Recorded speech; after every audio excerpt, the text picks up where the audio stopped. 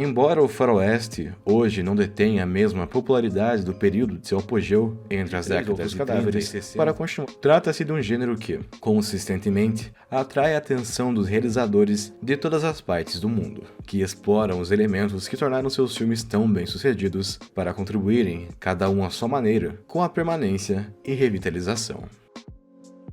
Seja através da homenagem, de uma abordagem revisionista ou mesmo satírica, nos tempos modernos, tivemos títulos que souberam introduzir o western para novos públicos, adicionando elementos para torná-los mais acessíveis e modernos, como no épico Os Imperdoáveis, de Clint Eastwood, O Assassinato de Jesse James pelo covarde Robert Ford, de Andrew Dominik, e nos recentes Rastro de Maldade, de S. Craig Zeller, e Ataque dos Cães, de Jane Campion.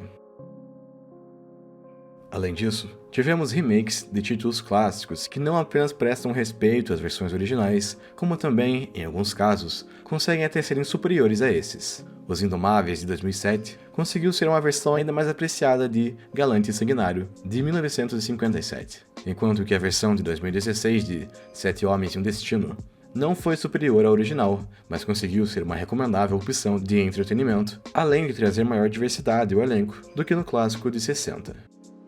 Outro exemplar que merece destaque é Bravura Indômita, filme dirigido e roteirizado pelos irmãos Coen, baseado no livro clássico de 1968, escrito por Charles Portis. Segundo seus realizadores, a ideia da nova adaptação era ser uma obra mais fiel ao seu material-fonte do que na versão de 1969, dirigida por Henry Hathaway, e que traz o renomado ator de faroestes, John Wayne, como o personagem Rooster Cogburn. Inclusive, essa versão de 69 não apenas é considerada um clássico do gênero, como foi a responsável por conferir John Wayne ao seu Oscar de melhor ator. Logo, um remake poderia ter sido considerado dispensável se não fosse pelo estilo característico dos irmãos Coen, que pode-se argumentar de que está mais contido nesse remake, mas ainda assim presente o suficiente para torná-lo único e um dos seus melhores trabalhos. Dito isso, qual seria a melhor adaptação para o cinema da história de Charles Portis? Em ambas as versões, conhecemos Mattie Ross, uma jovem americana de 14 anos que, em meados do século XIX, iniciou uma jornada de vingança em busca de Tom Chaney, o homem que assassinou seu pai a sangue frio. Inteligente e destemida, a jovem procura por um xerife que possa contar para ir em busca de Chaney, e encontra Rooster Cogburn, um pistoleiro conhecido por matar diversos fora da lei e por seu característico tapa-olho, ao mesmo tempo em que é um bêbado, inveterado, que mora no armazém de um mercado japonês.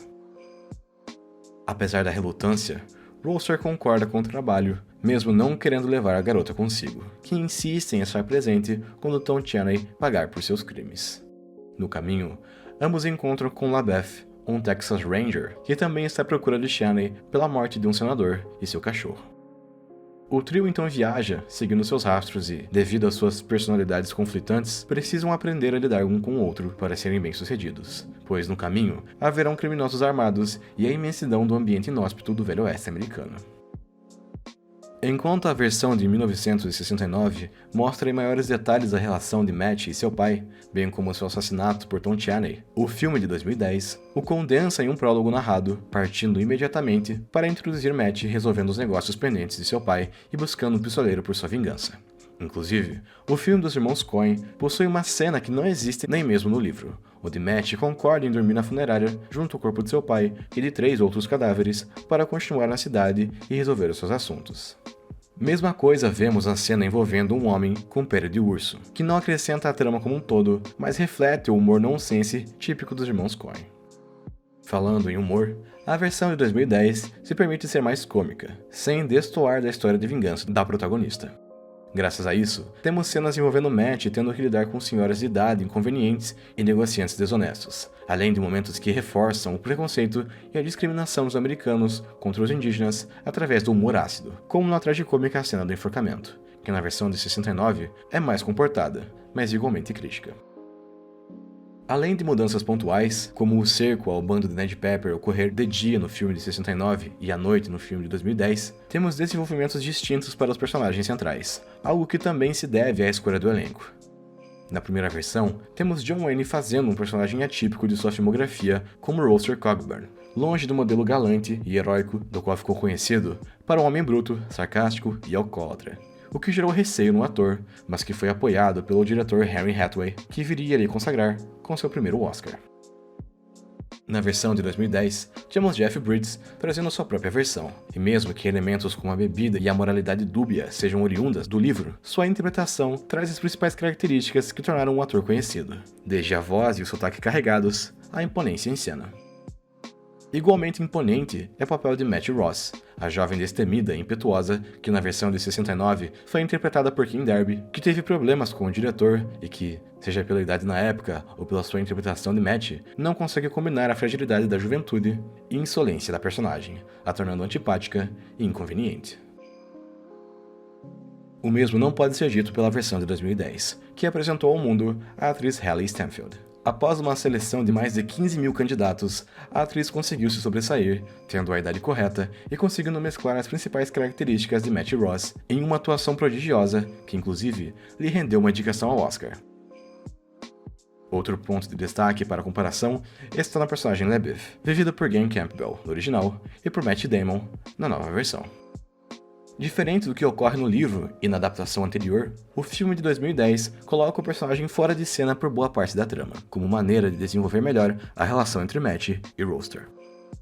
Para compensar, o novo filme faz mais cenas de conflito entre LaBeouf e Roster, incluindo a disputa de tiros entre eles, que ocorre no livro, mas não na versão de 69. A decisão de afastar o personagem, no entanto, se mostrou certeira, visto que sua participação ao longo da jornada é mais substancial no terço final do filme, onde há outra mudança em que o personagem sobrevive ao ataque de Tom Chaney, enquanto que na de 69 ele vem a perecer devido aos ferimentos. Falando nele, o antagonista, vivido por Josh Brolin na versão de 2010, tem menos tempo em tela do que na versão de 69, interpretada por Jeff Corey. A decisão dos Coen em reduzir o tempo de tela serviu para manter a mística acerca do personagem, embora a versão do Jeff Corey seja mais ameaçadora.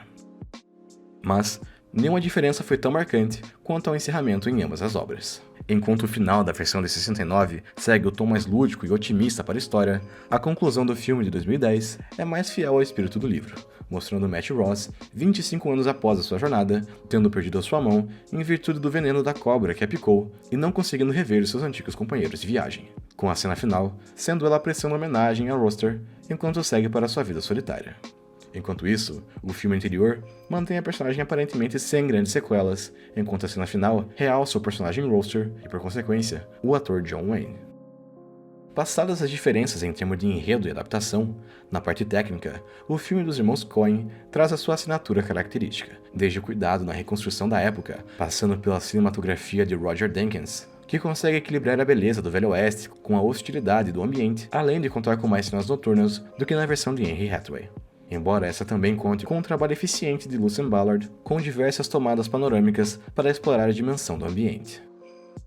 Já no quesito sonoro, a trilha composta por Carter Burwell consegue se sobressair ainda mais do que na versão de 69, composta por Elmer Bernstein, que de destaque conta com a trilha original, The Grit, que foi indicada ao Oscar.